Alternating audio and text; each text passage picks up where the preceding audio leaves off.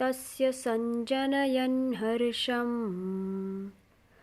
कुरुवृद्धः पितामहः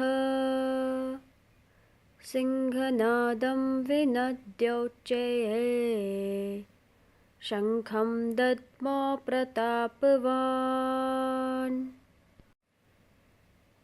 Then the grand old man of the Kuru dynasty, the glorious patriarch Bhishma, roared like a lion and blew his conch shell very loudly, giving joy to Duryodhan. Bhishma was aware that Duryodhan had no chance of victory as the Supreme Lord Sri Krishna was on the opposite side. However, he understood his grandnephew's anxiety and to cheer him up, he blew his conch shell loudly. In olden days, blowing of the conch shell in the battlefield signaled the start of the war. This also conveyed to Duryodhan that Bhishma was ready to lead the Kaurava army and he would fight dutifully and spare no pain. It's noteworthy that Bhishma, despite his wisdom and sense of dharma, still honors his vow of loyalty to the throne of Hastinapur.